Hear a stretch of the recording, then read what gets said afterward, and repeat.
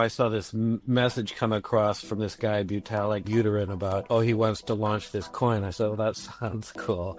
So I just sent a Bitcoin to him. I used to be into the piracy scene and peer-to-peer file sharing scene, and it was just everything that sparked my imagination. It's like Chiquita and Dole Bananas, both controls, and they hire paramilitary forces to maintain order. So it was like literally a banana republic inside of a certain region of Colombia. A libertarian that I interviewed about this before actually said that he has like a weird state jealousy, where his desire for states is to build a different state. I think it's his quote or mantra: privacy for the weak and transparency for the powerful. This episode is sponsored by NIM, the world's most private VPN that protects your internet traffic and metadata. Unlike traditional VPNs, NIM uses a decentralized mixnet to scramble your internet data, hiding who you're talking to, when, and how often. You can switch between full mixnet mode for maximum anonymity or a faster VPN mode for everyday use. Pay in crypto or fiat, and even your payment stays anonymous thanks to ZK-powered anonymous credentials. Take back control of your online life at nim.com. Sign up today using the code Blockchain Socialist and get an extra month for free. Hi, everyone. You're listening to the Blockchain Socialist podcast. And for this episode, I have Jarrad Hope, who is the founder of Logos, and Peter Ludlow, a philosopher and research advisor at the University of Hong Kong. And they are both the co-authors of a recent book called Farewell to Westphalia. It is a kind of, I guess, on this podcast, I've covered a lot of content around the network states, my critiques of it, the alternatives that we've proposed as well in accordion nations or network nations that Primavera de Felipe and I have been working on. And so this book is really interesting to me because it's coming out, after the network state by people who are, at least Jarrad, who is kind of like, I guess I could say crypto OG, as they like to say, and Peter Ludlow, who is an actual philosopher, unlike Balaji Srinivasan. And when you look at it and you read through it, I can say I didn't get to finish the book, but it's very obvious it's a lot more robust and it's a lot meatier than the actual network state book. So I was really happy to see that, and I was able to read through tidbits of it. And so, yeah, I brought these guys on to talk a little bit about it. And so maybe as a kind of starting point, I would love to hear maybe the introduction to what brought you guys together to write this book. I think it's, interesting to see a crypto founder as well as a philosopher come together to write a book like this. Yeah, well, thanks for having us. Yeah, I think to answer that question, what brought us together, I reached out to Peter. I think it was probably out of the blue for him, but for me, he was hugely impactful on my life. So I used to be, we'll probably get into these themes later on, but I used to be into the piracy scene and peer-to-peer file sharing scene and BBSs and phreaking in my formative years, and found out about these sort of cypherpunks and crypto anarchy, these sort of ideologies which are very attractive to me at the time, as well as libertarianism, I guess. And within that sort of field, there was a lot of talk of libertaria in cyberspace and the idea of creating these virtual zones in cyberspace. And I came across this book that Peter had edited, Crypto Anarchy, Cyberstates and Pirate Utopias, which was an amazing collection of essays. And I was reading this book at the time, and it was just everything that sparked my imagination, and I could vividly imagine these sort of structures existing, especially interacting with virtual worlds in the mid-90s, such as active worlds, and seeing economies like Ultra Online having GDPs the same size as some smaller nation states. So when I started getting more serious in crypto, my first GitHub repository open was Blockchain Society.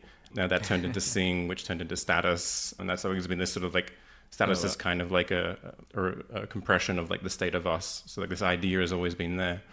And then I hadn't really seen this idea come into fruition, and I was getting quite frustrated because we started to seem like we were deviating as an industry away from this sort of ideal. So I wanted to reach out to Peter and see if he was interested in exploring these ideas further and developing with our knowledge of the technology today. That's super cool to, reach out to someone who's influenced you and write a book together. That's great. Yeah, I was super nervous on the first call.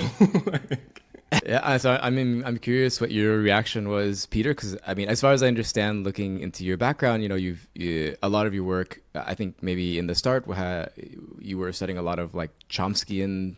I think it's called like universal grammar or something like that. Yeah, his Yeah. linguistic program, but also done some work in artificial intelligence, and then all of the work Mm. surrounding you conceptual issues, actually with cyberspace itself. But then, as Jared mentioned, I had that collection called Crypto Anarchy, Cyberstates, and Pirate Utopias, which was it came out in 2001, something like that, so well before Satoshi's white paper, but it explored a lot of these areas before we got to them.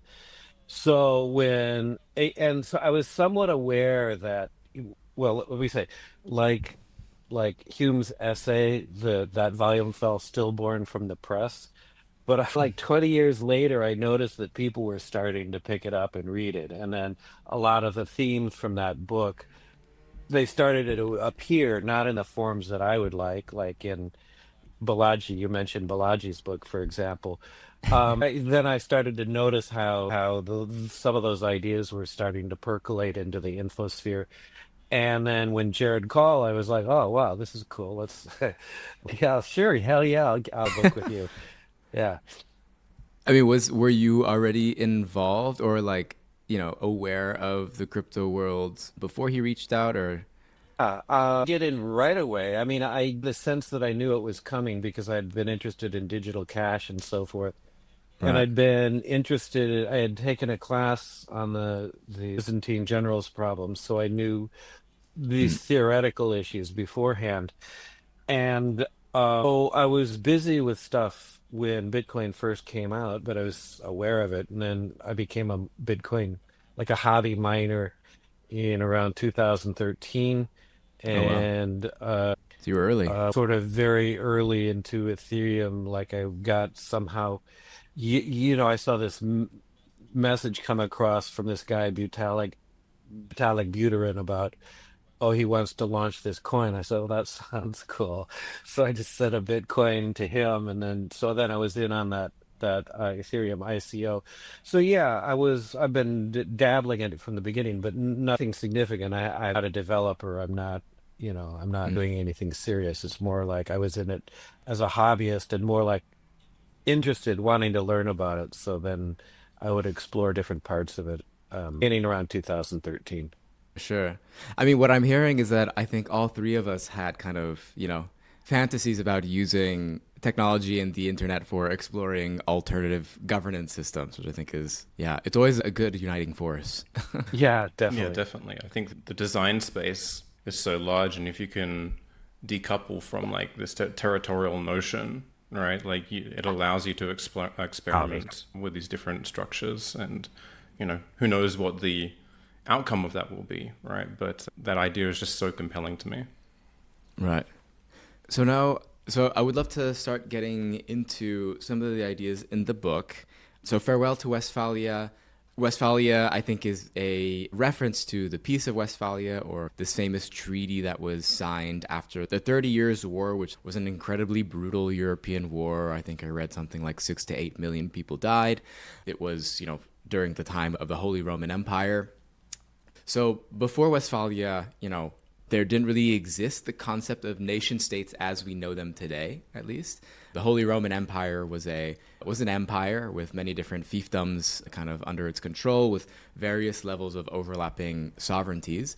But if we're saying farewell to Westphalia, I guess what that means is there is, some sort of critique of nation states that you guys have as part of the book. So maybe I wanted to kind of start from there for people who maybe haven't heard these types of arguments before, but I guess for you guys, what is your critique of nation states, and how does that relate to the Peace of Westphalia?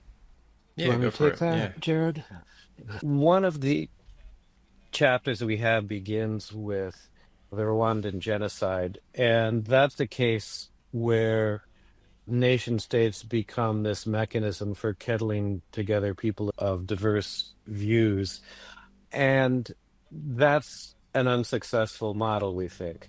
But the other aspect of nation states that we don't particularly like is that they're exceptionally centralized, and then they come along with all the problems of centralization.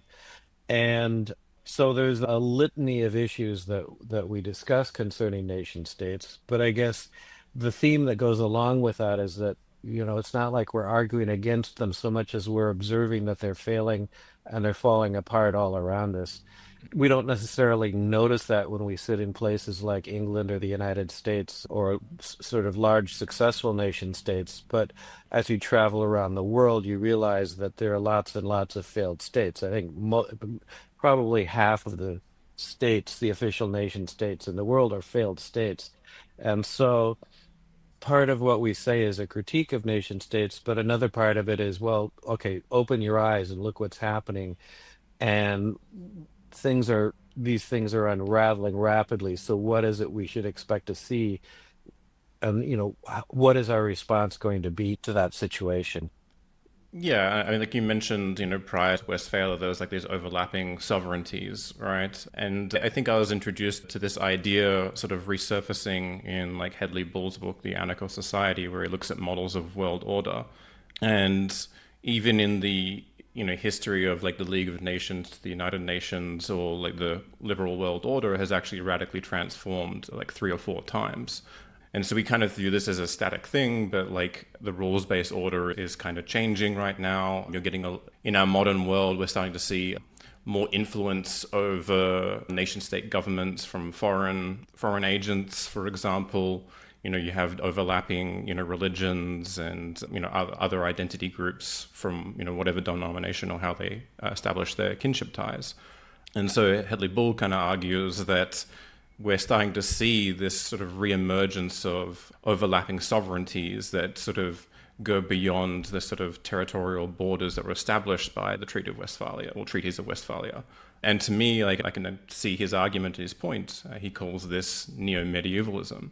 So, we're not going back to like the Dark Ages per se, where, we have horses and carts, but there are some patterns in sort of destabilization that we're seeing, which is, kind of sounds scary as well, but is also an opportunity for new technologies or governance structures or new sovereigns to emerge.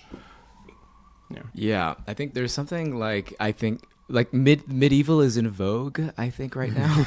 In some way. I mean, we've heard, Yanis Varoufakis has this term techno-feudalism when describing kind of like the monopoly power of tech platforms. One way, maybe you can point at Curtis Yarvin in some way being a monarchist and having influence in the Trump movement in some way. But yeah, I think that there's definitely something I resonate with in that with nation states, there is this kind of contradiction of professing to be a kind of monolithic sovereignty in which you live under but at the same time, the truth is that we live under many sovereignties, even though we don't live in the Holy Roman Empire or what have you. There is still, I think I do parts of the book that I read, I think this is an interesting kind of example of like, the mafia or like large crime syndicates. I mean, they are in many ways expressions of alternative sovereignties in like physical space that you can't really, like they exist in both at the same time, like in relation to the sovereignty of the nation state and its enforcement of, of law. And this kind of, I think, with the rise of technology being more and more advanced and like a single person being able to exert his own sovereignty in ways, or groups their own sovereignties in many ways via technology, decentralized technologies in particular and blockchains in particular, that contradiction seems to be getting bigger and bigger, I guess, is kind of maybe this is another way to say it. You guys Yeah, agree? that became very vivid to me when I was living in Mexico. I was living in Mexico for about 8 years, and I had a restaurant slash, well, honestly, it was a dive bar in Mexico, but I had to navigate a lot of, so there is an official government, as it were, but I also had to navigate who was actually in charge and pay taxes to who was actually in charge. And I spent a lot of time in Colombia too. And, actually, literally, I keep a map of who's really in charge of different parts of Colombia, whether it's Cartel X or the ELN or FARC. I was recently in an area and I asked a taxi driver who was running the show here because I wondered if it was the ELN. He was like, no. Actually, this zone, it's like Chiquita and Dole Bananas both controls, and they hire paramilitary forces to maintain order. So it was like literally a banana republic inside of a certain region of Colombia. So it was sort of, and I'm sure Jared has experienced Hmm. similar things in his travels. You don't, we talk about nation states and we assume, we have these nice maps with the different colors and clear borders, and we assume that's telling us who runs what. But the reality is rather different. Even here in the United States, it's not entirely always crystal clear for me living here in the United States, who's in charge in different regions that you happen to be walking through. Yeah, I think also like there's a propensity to look at these sort of structures, maybe particularly from a Western point of view, like with a sort of negative light. But the reality is also a lot more grayer, right? Like these institutions, if we could call them that, also build legitimacy with the local populations that they're building in, right? It's not just a matter of like pure coercion. So, yeah. Oh, yeah, for sure. Like take some of the cartels in Mexico, like the Knights Templar, formerly the Familia Michoacana. They're doing things like building schools, building hospitals, or they don't exist in the same form anymore. But you will find this a lot where cartels and other organizations do provide aid to the people that the government is incapable or unwilling to do. Yeah, yeah. And that is that like I think I feel like the American mind can't comprehend a little bit, but giving like these types of services or like building things for people for free, that is a way, an expression of sovereignty and as a way to like build legitimacy amongst the constituency that's most relevant to you, I guess. Oh, Definitely. absolutely. Yeah, absolutely. Sure. Yeah. So I would love to hear. So what I'm hearing is, I guess, I feel like you're touching on a bit of like the main thesis of Westphalia. It sounds a little bit both descriptive and normative. That kind of nation states are failing in many respects, and as well, like as a description, and as well, we are proposing something different, that we grab the tools and we build something else. But one thing I wanted to get out of the way, because I think it's important, because it's going to be maybe confusing for some people, but maybe you can just answer it directly. But in the book itself, you refer to them, I think, as cyber states rather than network states, like the network state book by Balaji.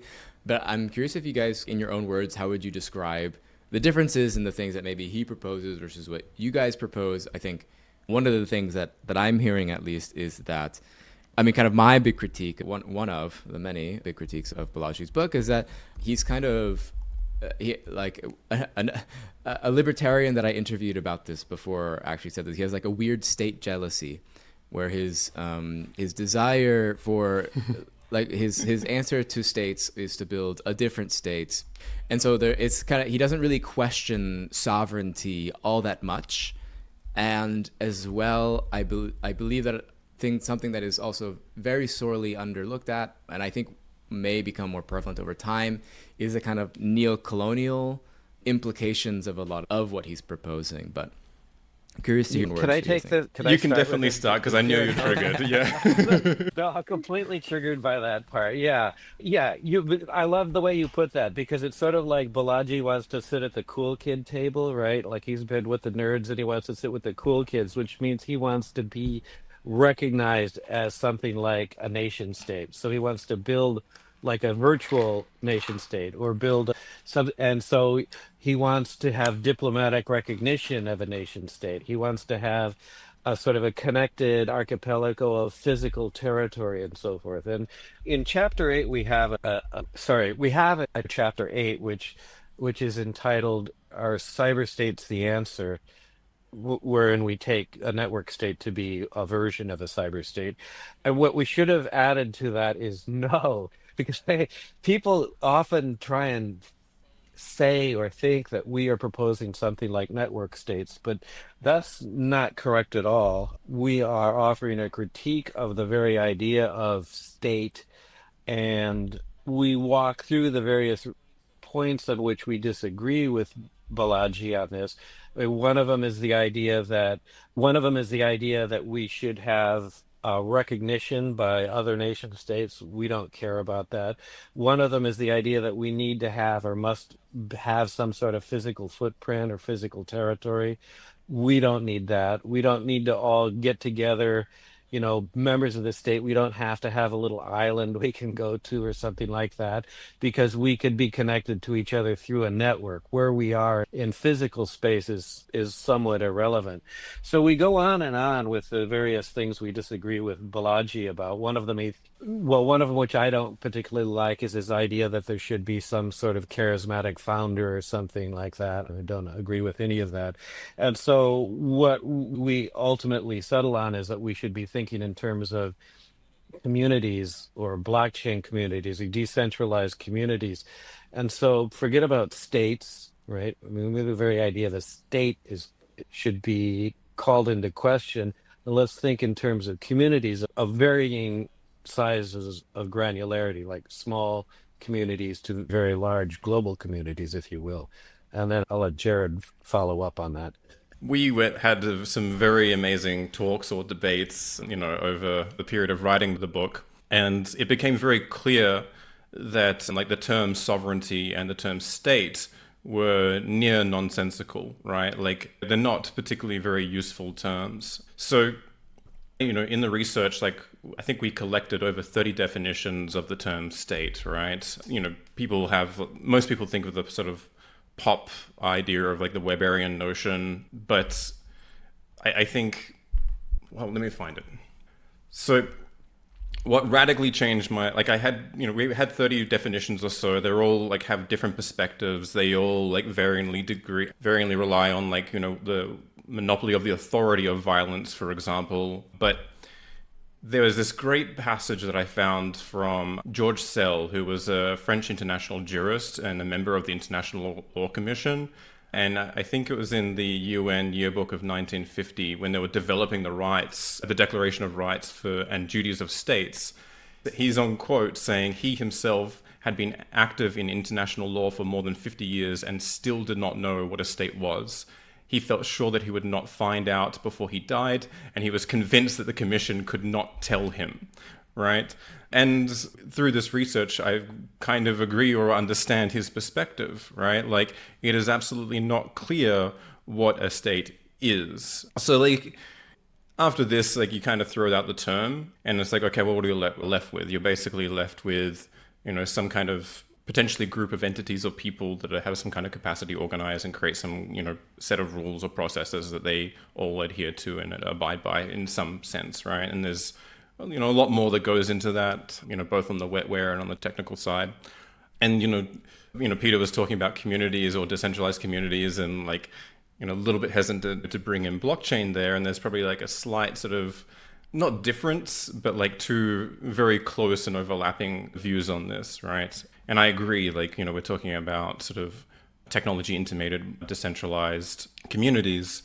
From my take, I recast sort of like public blockchain consensus as parliamentary sovereignty, right? And this isn't a new idea. It's not even really my idea. It goes back to Lessig's paper, The Part-Time Parliament. In that he describes a sort of fictional story of this island of Paxos, of these sort of like merchant traders who, want to go out and make money by trading, but also recognize that they need to have markets, they need to have legislation on their island, to maintain order and, have property rights and these sort of things. And so they developed this parliamentary protocol that allows them to come and leave, like basically churn from the parliamentary proceedings while also having like a maintained order. And that's kind of how I, interpret a blockchain. And it's basically a form of automated parliamentary consensus, depending on what your algorithm is exactly, and it allows you to maintain an order.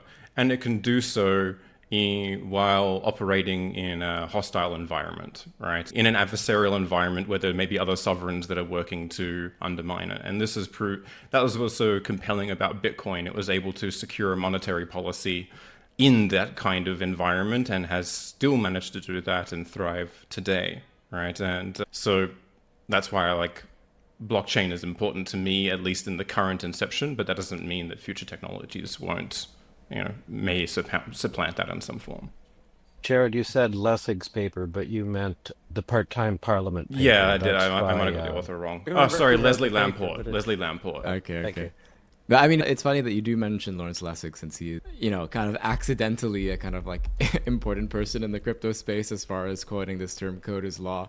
I had him on my podcast actually a year or two ago, which is really interesting to get his takes on the network state. And like, it was funny, his kind of like regrets around the phrase code is law since it's been so misused in the crypto space in so many ways.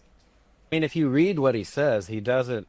That's not his thesis at all, because he's Yeah. got that pathetic dot or whatever, and then it's like where it moves depends not just on code, but on like physical limitations, et cetera, et cetera. Yeah. Yeah, I'm kind of in between worlds on that, right? So like I can recognize that, say case-based law, for example, you can probably codify like an arbitration system on chain, for example, as an institution, and then you handle your sort of legal proceedings in off-chain through normal means, but then have your resolutions codified on chain and like, how the decision went about. But there's also like the American Law Institute, right, has basically taken common law and was able to distill it down into these like series of black letter rules. It's still like a very large and multi-volume set, but it's a reduced form that basically interprets those laws and puts them into sort of procedures in a sense. And so while I think, today it would be unrealistic to, codify that into a smart contract in some sense, I think that there may be a way to have some kind of automated interpretation of those sometime in the distant future. Maybe coder's law is not so far-fetched in that particular case. Yeah, sure. I mean, I think there is, I mean, my understanding of his work is that, like what you're saying is kind of what he was hinting at, I guess, forewarning about the ability for platforms, I think at the time, more specifically, to kind of govern people or regulate people and their behavior in many ways that is different than like what has previously been done before. But I guess for me, the next question is, what kinds of communities would you imagine being a kind of creating a cyber state? So in you guys' vision, so like, Balaji, one of the examples he gives, what I think is kind of hilarious, is, people who are into like eating red meat or something like that as like a basis for your new state, or vegans creating their own network state or something that I find a little bit silly.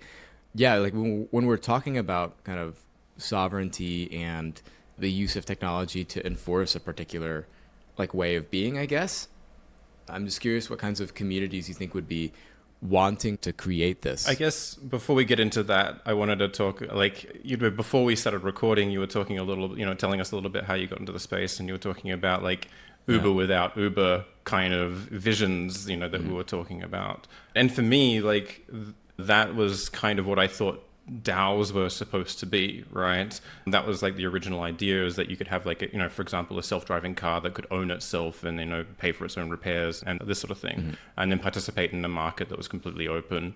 And like today, like most organizations, like particularly human organizations, have this sort of bureaucratic management style. But like in operations research, there's this whole other field like called algorithmic management, which is much closer to this sort of idea of code as law, right? And one of the critiques of something like Uber is that whole algorithmic management is done in a silo where the gig workers or gig employees, contractors don't really have any say or understanding of the internal operations of that.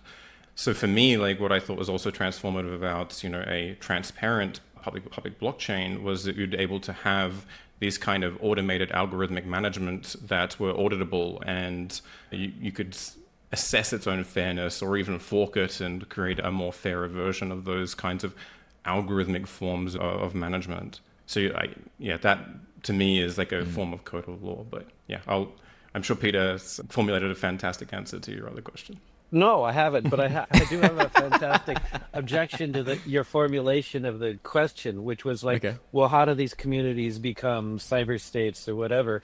But just retire the expression cyber state. Just say, like, I realize that I am partly to blame for this because I had that volume that came out, whatever, 20 something years ago about, cyber states. But we just stop with community. You have a blockchain community or a decentralized community. You don't. You don't want to. There's nothing in what we say that says, well, you should nurture it into something bigger and grander or create a state out of it, right? So the issue is we have all these communities, but they have all of them have some form of governance, whether it's a homeowner association or your condo board or a Cub Scout troop or a sort of church management or whatever. Every level of community that has some form of governance to it needs tools in order to govern better. And the critical thing is that there should be transparency, for example. And the idea is that all of these communities, with all of their different forms of governance, would benefit by being structured in a decentralized way. And lo and behold, we have the tools to enable that to happen, right? So stop, get Balaji out of your head. Stop thinking about. I know that's a horrifying thought. I say, get him out of my mind. It's like we're not interested in evolving something into a state. Let's just think about the communities we already participate in and belong to. How can we make them better? And the way we make them better is to provide them tools in which they can be more decentralized, in which we can cooperate with each other and be transparent with each other. Yeah, I mean, you're also, the whole blame of cyber states is not entirely on your back either, right? Like another book, Yeah. Jerry Everett is partly to blame with his book on virtual states. There's another book that came out in the Yeah. 90s. Yeah. Yeah. Yeah. Yeah, I agree with Peter wholeheartedly, right? Like within the design space, like it's not like I wouldn't, preclude what people would probably conceptualize as a state from being able to be formed with these technologies, but that's not the entire design space, right? Coming at this from the blockchain socialist perspective. So we have, in theory, I mean, for Marx, for example, the state's supposed to wither away, right? So we don't, I mean, that is correct, yes? Yeah, in the arc of history that Marx kind of lays out and proposes that would theoretically happen, moving towards communism. I mean, communism would be a stateless society. Yeah. And I guess I'm sort of more of a Bakunin guy than a Marx guy. So I sort of vibe with his critique that he shouldn't have been talking about temporary states to begin with at all. So shouldn't a blockchain socialist be thinking in these terms as well? Like maybe maybe the way we collaborate with each other, quay worker, quay whatever group, we don't need something like state apparatus in order to get that rolling. Now we Marx hadn't read the Satoshi white paper. He didn't really quite have the idea down of sort of decentralized yet cooperative systems or tools to enable those. If Marx were alive today and he read the Satoshi white paper, what do you think his reaction would be to that? Wow. Okay. I mean, I have. It's not that I haven't thought about this. I've thought about this actually quite a bit. There are people who've written about it, and I think, I mean, it's hard. I don't want to speak for Carl. Yeah.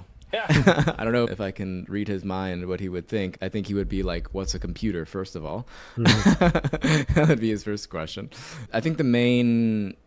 It's also similar to my critique. I guess my critique of Bitcoin broadly is that its focus is mainly on a critique of a monetary system, I guess, and that there is kind of like larger, not larger, but there are at least other political structures that are worth reckoning with.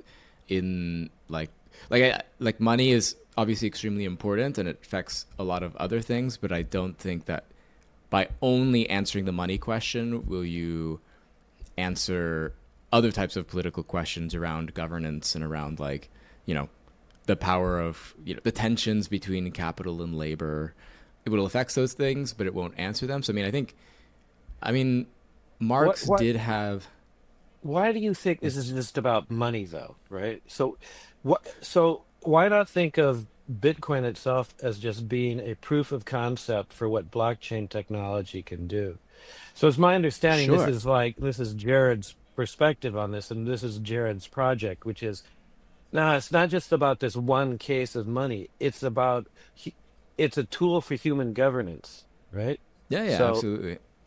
Yeah, I mean, I think that would be like my, the thing that I see in it. I think, yeah, I think Marx would probably be like, that's an incredibly interesting use of technology, but as a political, if we're looking at it strictly from the political things that are mentioned in the white paper, would probably have some critiques. But like, yeah, I mean, I think that's why I think it's like really interesting that Jared earlier you were describing, blockchain consensus as like a parliamentary system. I think that's like absolutely like, at least for me, one of the first things that came across when I was learning about blockchains was like, this is just effectively technology mediated governance in a way that we haven't had before, that has a particular hardness to it that like we just haven't had available to like the average person, I guess, or whatever. Yeah, definitely.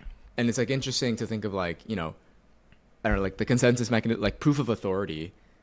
Like I feel like kind of lays that out a little bit bare, more so than maybe proof of work or proof of stake, in a sense that like, you all just take turns on who has the authority to make a decision. But, the whole design space of consensus mechanisms is a whole lot wider than I think we've even like necessarily touched on quite yet. So yeah, I think that like to me that's kind of like the big meta inspiration for me, or like revelation that I had learning about blockchains, that like this is something truly different and truly allows some sort of like the potential to enforce a type of governance system that we otherwise wouldn't be able to try, because the state maybe wouldn't even allow us to experiment in this and that way as a worker owned XYZ or whatever. Yeah, definitely. I mean, like when it comes to consensus algorithms, like, proof of authority, or, something that's based on like reputation, I think one of the reasons you fall back to something that's maybe a little more agnostic, or, monetarily based in some, or value based in some way, is that if you're working on POA, like, or some kind of reputation system, you should still have to prioritize your secondary markets, right? Like if the chain is like incredibly valuable, then like your authority in that network is incredibly valuable. And then there's going to be a secondary market of some kind that will probably emerge as a result of that, right? And that might just be, political conflict within organization, right? But if you're not accounting for that and addressing it, this is more prevalent in a public reputation system, like as an issue. But yeah. Or it's a feature, not a bug. Yeah, topple the dictator, sure. So I don't know if that was a a good answer, Peter. that's fine. Yeah, that's excellent. It was interesting. Thank you. Yeah. So I guess like now that I have like kind of a like understanding more what you guys are talking about, I guess the thing maybe that'd be most interesting to touch on that I have in my questions is like how you imagine, if you're saying that states are kind of largely failing, they're going to continue to fail over time. Sovereignties are going to change. There's likely to be a more complex web of sovereignties, more overtly kind of seen than we have seen so far, at least in like modern times. I'm curious if you have any thoughts about like the use of physical resources, water, minerals. I mean, the use of land. I think one of the things that's like very much missing, at least in the network state book, for example, even though I know I need to kill the network state book in my head and stop talking about them, but just because that's something for me to kind of compare to, is that he doesn't answer for resources or land and kind of like the ramifications of it. And right now, like a lot of that is under the purview of a state, or if not, it's under the purview of like some sort of corporation, I guess. Yeah, I guess I can start with a story, actually, right? Because it's not like, when you hear these ideas, you might see them as like science fiction or perhaps like a little impractical. But prior to COVID really hitting, I was starting to develop a relationship with the Kachin Independence Organization. Kachin is internally displaced peoples north of Myanmar that basically intersects with China and India and so on. They're tech savvy, so like they use WeChat because they have such an overlapping border with China, for example, so they all have a smartphone and coordinate this way. They don't really have any physical like institutions as buildings, so there's no census, for example. It's hard to have hospitals and so on because they get bombed pretty much immediately, right? Now, you know, technically they have domain over their territory since I think the 40s or something like this, which is why the Kachin Independence Army is fighting for their freedom. But the problem with it is that area is incredibly rich with natural resources. And so they suffer from what's called the natural resource curse or something. I forget the term now. And what's actually happening there is like the Burmese military is securing the mines in that. Almost all of the military families have their own mines. They extract a lot of the minerals that are there. They set up hydroelectric dams on the mountains and so on. And they take all of that and then sell it to China. And that trade accounts for, I think, close to 40% or 30% of their GDP. It's enormous, right? And so there's kind of this, it's like a kind of almost like a perfect illustration of this issue. And so one of the ideas, and it's very politically challenging to implement this, right? But one of the ideas that they wanted to do was first use the technology so they could start building a census and, you know, having these sort of on-chain institutions because of the bomb resistance, right? Like if you can distribute your database across the planet, but you can still access it from your smartphone, it's pretty ideal for them, right? So that was attractive to them from one standpoint. But another reason it was attractive for them is there was this sort of hope that you could establish a digital currency and circulate it to the majority of the Kachin people that they could find and their, like the family heads and then like, you know, the rest of the families. And then work with the Burmese and the Chinese, giving them some percentage of the allocation of the currency, and then pay for the extraction and do the trade of those minerals in that currency.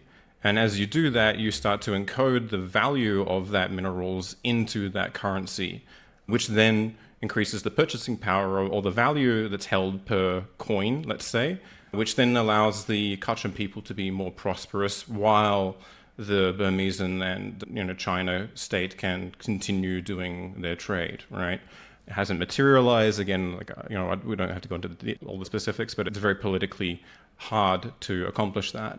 But that you know that doesn't have to imply a representation of assets directly on chain, but like it would also help. You could start thinking about tokenizations of physical assets there through oracles and so on. Let me say two things. One is that we think of natural resources and we think, well, states should be in charge of that. And I wonder, first of all, if that's true. So we have an example of in the book about an indigenous community in Mexico called the Charan, and they were living in an area which had what they considered to be a sacred forest. And one of the cartels was mining it out, and the government was not particularly helpful to them and so forth. But they were able to seize control of their sort of sovereignty of their community, as it were, by standing up and resisting against both the government of Mexico and the cartel, which was the aforementioned Familia Michoacan. And so it sort of gave an example of how a community can establish control over resources. Now, they did that without the help of the blockchain, but we can envision cases in which communities are able to organize themselves, and by having a kind of transparency to it, then you can understand that individuals are not hoarding resources, for example, right? Once you have a level of transparency. I also want to point out that, you know, a key element to all of this is the idea that you have immutable records on top of everything else. So one of the experiences that I had in Mexico was the realization that just because you have a piece of paper that says you own some property, it doesn't mean you actually do. And in many places, particularly throughout Africa, I think there's a sense that the system that exists for maintaining not just property ownership, but all of the infrastructure that surrounds that is corrupt. And at least in Mexico, I had a Spanish teacher that had formerly worked for a notaria, where, someone comes in with some money and says, I want that property, and then suddenly there's a change made and that's it, right? So throughout the world, it would be nice to have immutable records. Now, then that raises questions. Yeah, but are you now, let's think of this from some sort of Marxist perspective or something. I mean, do we really, is it that important that we codify these records? Because, throughout revolutionary history, one of the first things you do is you go in and destroy the property records or something like that, which the Zapatistas did, right, in Mexico. But there's an element to this that's often overlooked, which was that a lot of the large haciendas were basically taking money from taking land from the peasants, right? Which they did not have a record of any form, immutable or otherwise, in order to establish their original claim. So there's a kind of two-way element to this thing, which is that, well, right, you might be ossifying ownership of land, which is not just maybe, but also there are certain individuals that have just claim to certain resources, and we would like that to be immutable as well. So there's a whole thing here about the importance of immutable records, right? And you might want to sort of undo that, right? You don't like that distribution of resources, but I think personally that it's important to always have even if you change things, it's important to have a record of how things were before.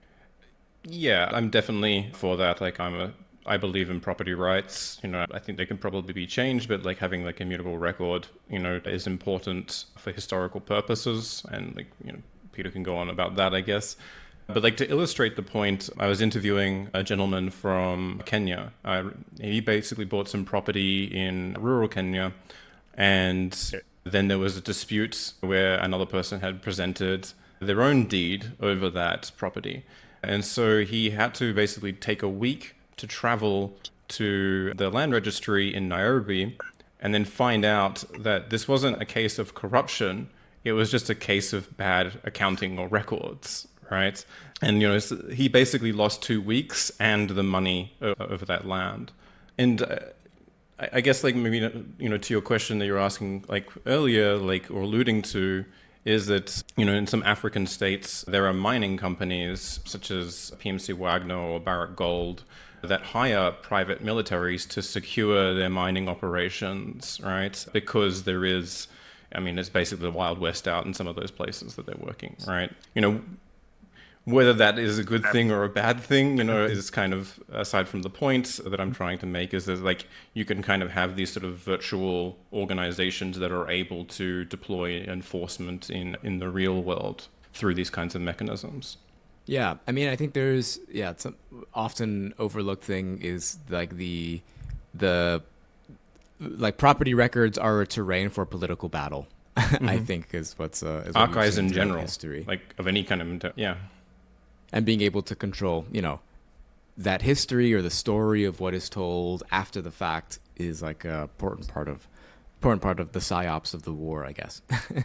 Yeah, yeah. I mean, we spent a lot of time talking about archives, and one of Jarrad's central projects is about building better decentralized archives, Right. and that's really huge. And one of the people, to my surprise, I got into some work by Derrida, and he has a book actually called Archive Fever, and he makes a couple of good points. It's not just to have the archive. I mean, one thing is that archives are important, but secondly, you want the archive to be accessible to everyone.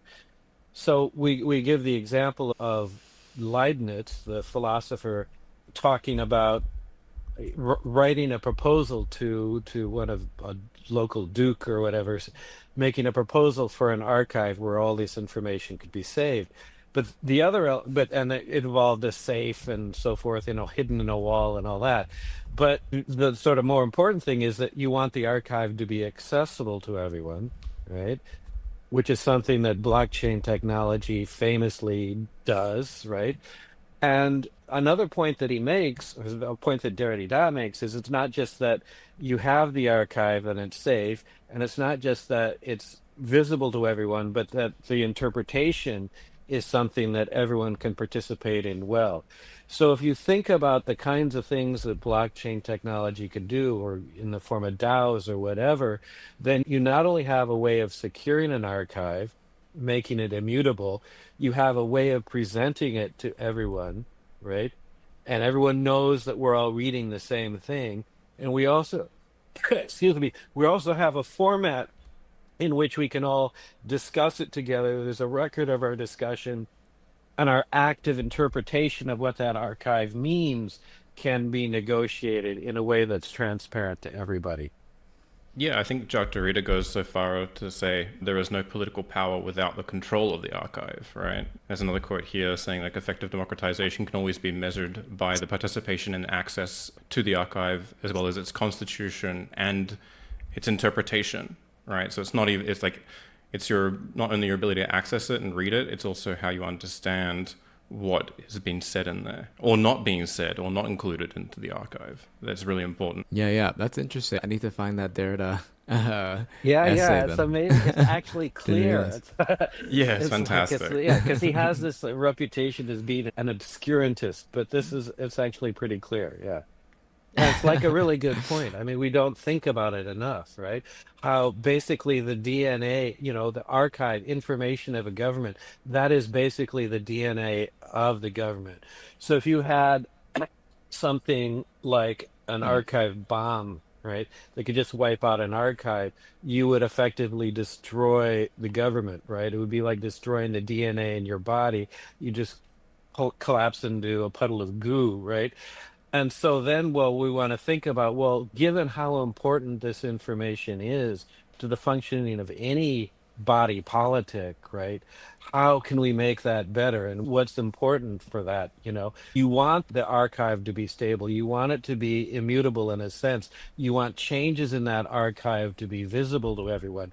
You want the discussion of its interpretation to be recorded as well. So all of that information is precious, and that involves whether we're talking about something at the state level or even at the community level, whatever level of granularity of governance, all of those things are important.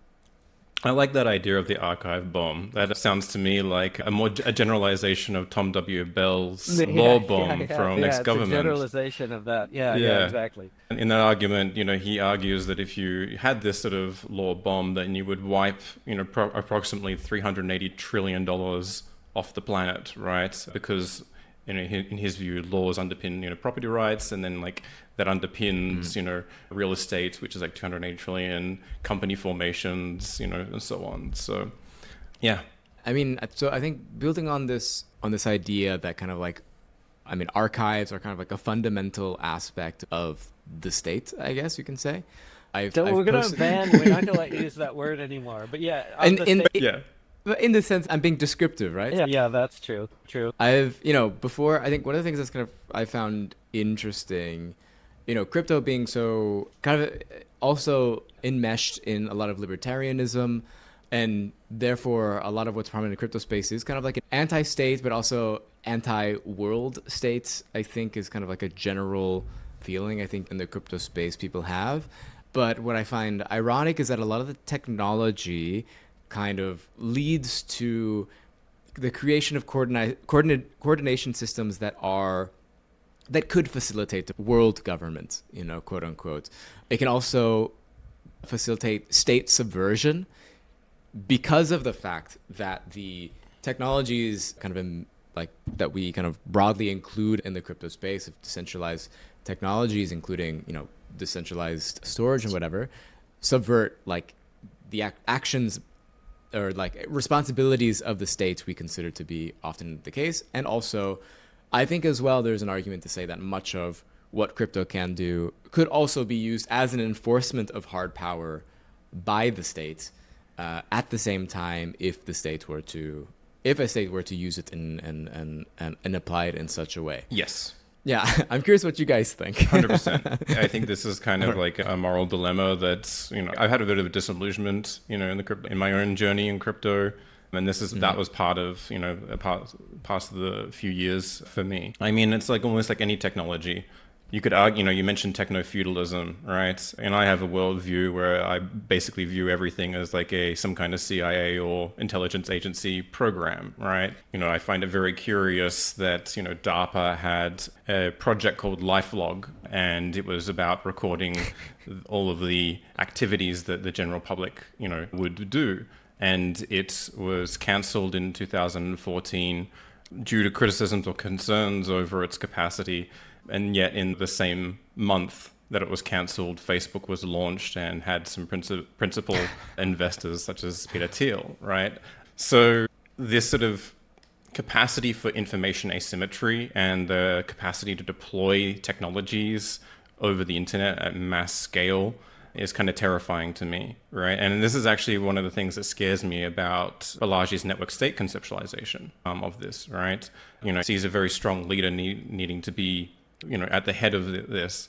I think one of the sort of maybe the copium that I'm huffing at the moment, I don't know if it's true, but I like the idea of it, is like, if you think about it in sort of like a neo-medievalistic terms, maybe you could look at someone like Vitalik Buterin as sort of like a neo-king in some form, but it's not the same, right? It's kind of like a soft power. And, he has a massive network effects around Ethereum. He's obviously a key public figure in that space. He's almost like a demigod in some ways, right? And if he says something or he, does a blog post or whatever, then he has the ear of the vast majority of people. But I say it's a soft power because there is an indirect relationship to him and the actual changes that would happen in protocol. The Ethereum Foundation does exist and, it does have resources and capacities to make those changes, but you kind of need the compliance of validators and miners, node operators, a whole bunch of DeFi projects that are on top of that. There's a lot more actors that are involved or entities involved that have to kind of go along with the protocol changes to make it in, which is why you see ossification in these protocols. Like as you get more and more vested interests, there might be changes that become harder and harder to make on certain protocols. So I kind of view it as like, I don't know if it's like an influencer, like that's a terrible name, but like there's this sort of soft power that's there that is quite strong, but at the same time that people have the ability to reject it in some case. I'm not fully satisfied with that thought yet, which is why I call it copium, but yeah, I thought it was worth mentioning.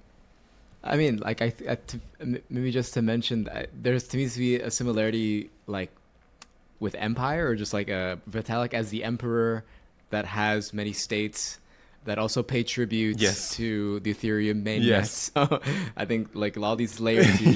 Every L2 is a vassal. Yeah.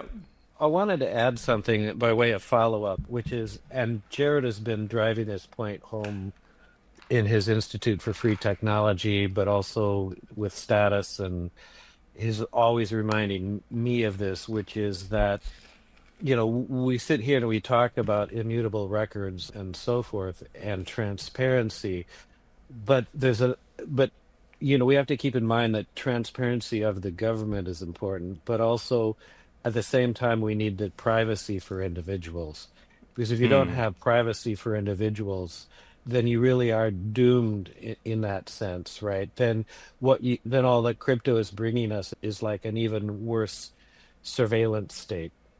So one of the cases where you see this is with the adoption of stable coins, and people are arguing against, well, you don't want the Fed to have its, I forget what the name for the stable coin that the Fed was going to produce or whatever the case.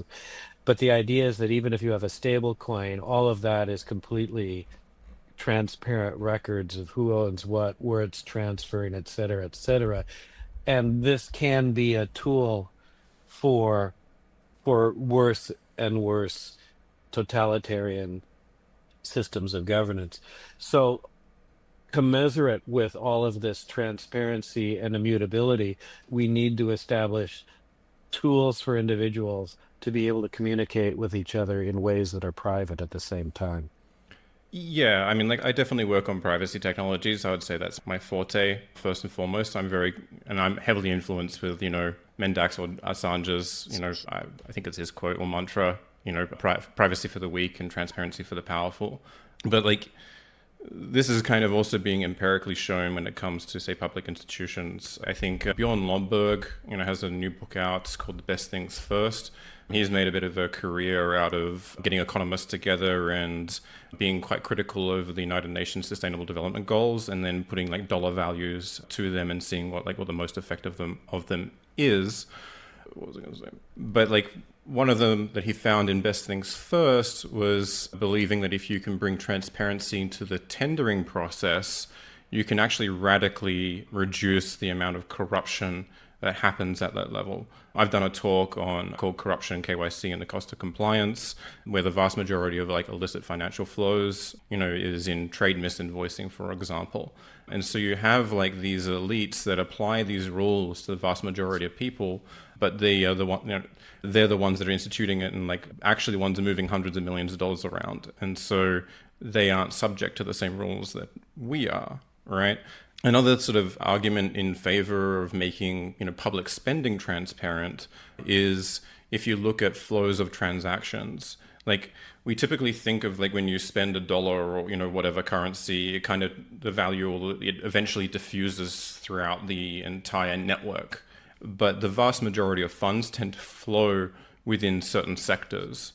Right. So a lot of public spending moves into, say, contractor companies who then hire other contractor companies, and then they, kind of circulate the money or economy within themselves to a large degree, which I find quite interesting when you come to trying to like design like a protocol. And like, this is way too early to talk about, but you could have like, if you imagine colored coins and you labeled, some coins white and some coins black, for example, the public spending coins are in white, you would probably find the vast majority of them would move into these sectors and more or less stay there or circulate around. And so you could have almost a public spending economy that is not entirely separate, but, if you're thinking about, you think about things in terms of regulation, and you realize that regulation isn't like, a foolproof solution, right? You kind of create secondary markets or, black markets, and, there are ways around it.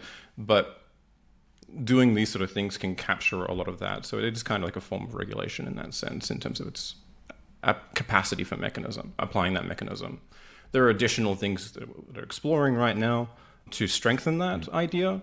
But I find that quite attractive. So maybe just the last questions, if you guys want to share, since I'm also a writer of technology, or I've written a book, Blockchain Radicals, and I know how difficult it is to write about technology in a way that stays relevant, just because the companies and the protocols, they change so fast, especially in crypto.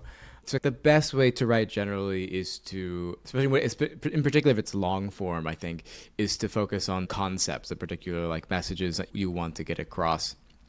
So I'm wondering, just to end it off, if you want to share, what are some of the last concepts maybe you want to share with the readers that you think they can discover more in the book and that you think will become more relevant in coming decades, and the final plugs of where we can find the book, since the book is also freely available online as well. The book is in many forms. You can find it everywhere. Just Google it. We've uploaded it to all sorts of archives. Feel free to remix it. I forget what copyright version we have for it, but feel free to download it, borrow from it, remix it, whatever you want. Then I forgot what I forgot the first half of the questions. Any concepts you would like to part the reader with for the end? Yeah, I have a couple. First of all, forget about nation states, just for the last time. The key idea is that we want to be decentralized yet cooperative. And so ultimately, that's the tool that we want this at every level of granularity of governance. So it's not just about states, it's not just about large institutions, it's about every kind of community that you engage in that has some form of governance.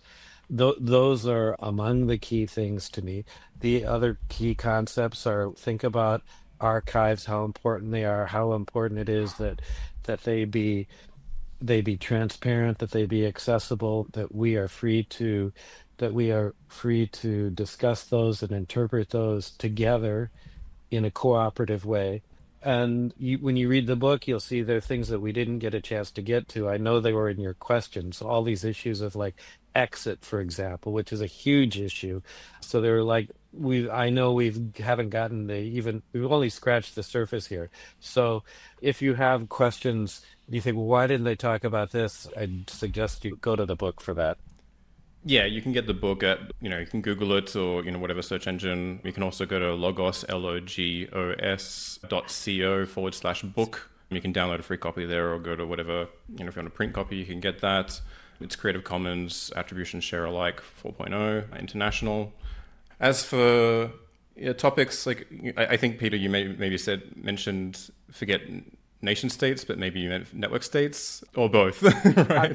Forget all of them. Forget network states, but nation states, they're dissolving. So, yeah, forget the network state. That's not what's going to replace nation states. Yeah. Yeah, I guess like one concept that got me into crypto in general is like the alarming concern around, sovereign debt that nation states hold, right? So I don't view this as like a collapse of nation states per se, but like a gradual decline in which they probably privatize or outsource a lot of their institutions, and they'll probably end up, focusing mostly on physical security.